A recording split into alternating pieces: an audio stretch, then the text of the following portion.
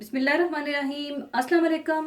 आज मैं आपको बहुत मज़ेदार बैंगन और आलू का सैलेड बनाना सिखाऊंगी जो कि बहुत ही मज़ेदार बनता है। तो इसको बनाने के लिए आप मीडियम साइज़ के 2 अदद बैंगन ले लीजिएगा और इन्हें छोटे छोटे टुकड़ों में काट लीजिएगा। और 2 अदद ही मीडियम साइज़ के आलू ले लीजिएगा और इन्हें भी छोटे छोटे टुकड़ों में काट लीजिएगा। और आधा किलो दही और नमक हस्बे ज़रूरत और 1 टेबल स्पून भुना हुआ साबुत सफ़ेद ज़ीरा और 1 टेबल स्पून ही फ्रेश कुटी हुई काली मिर्चें ले लीजिएगा। और तलने के लिए तेल चाहिए होगा।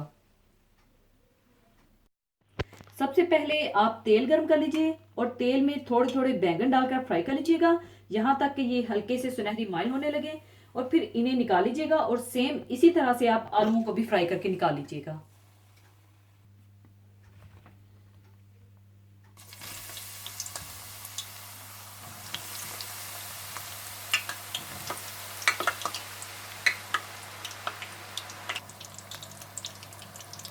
और इसी तरह से आप सारे बैंगन फ्राई कर लें।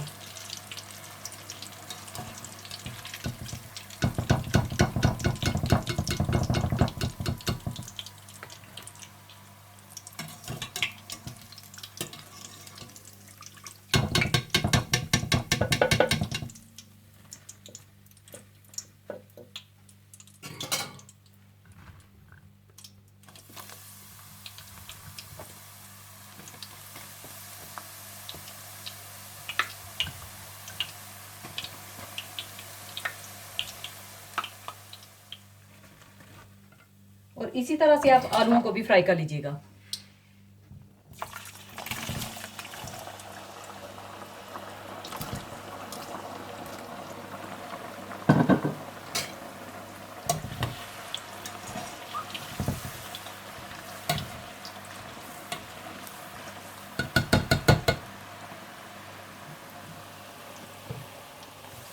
और इस तरह से आप आलूओं को भी फ्राई करके निकाल लें।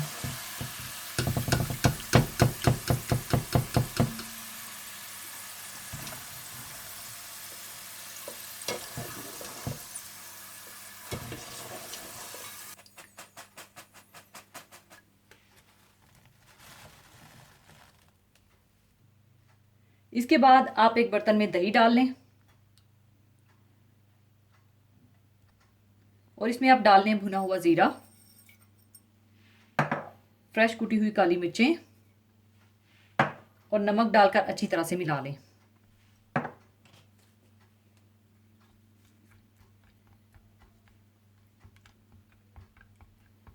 और इसके बाद आप इसमें फ्राई किए हुए बैंगन और आलू डालकर मिला लें।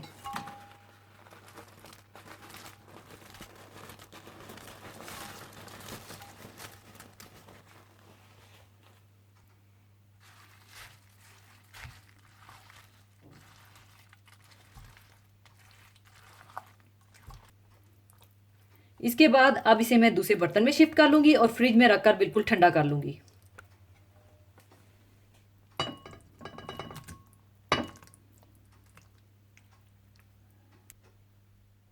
लीजिए, बहुत मज़ेदार बैंगन और आलू का सैलेड तैयार है। और इसे आप फ्रिज में रखकर बिल्कुल ठंडा करके सर्व कीजिएगा। तो ज़रूर बनाइएगा। और जाने से पहले एक हदीस पाक शेयर करना चाहूँगी।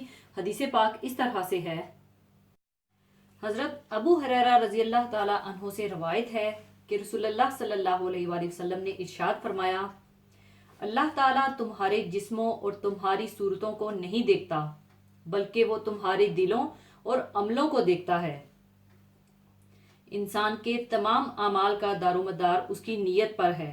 कोई अमल चाहे वो देखने में कितना ही नेक हो, इसका अजर आखिरत में सिर्फ इस सूरत में मिलेगा जबकि वो अल्लाह की रज़ा और खुशनुदी के लिए किया गया हो।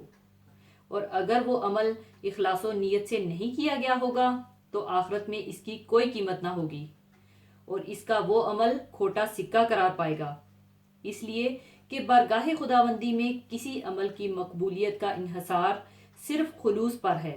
इसलिए हर नेक अमल में इसका एहतमाम ज़रूरी है और दिल को हर उस चीज़ से साफ रखना चाहिए जिससे वो अमल बर्बाद हो सकता है, जैसे रयाकारी और नमूद नुमाइश का जज्बा वगैरह।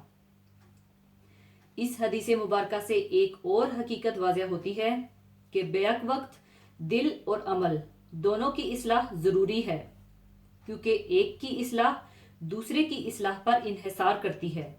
यानी दिल सही होगा तो अमाल भी दुरुस्त होंगे, और अमल दुरुस्त होंगे तो दिल भी सही रहेगा।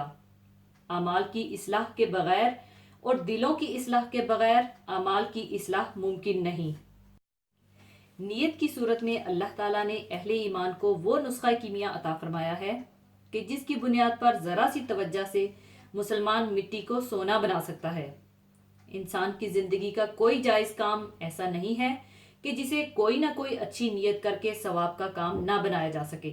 यहाँ तक कि मियाँ बीवी आपस में एक दूसरे से अगर इस नीयत से लज्जत हासिल करेंगे कि एक दूसरे का हक अदा कर रहे हैं और इससे दोनों को इफ़्फ़त और पाकदामनी हासिल होगी, तो इस अमल पर भी सवाब लिखा जाता है।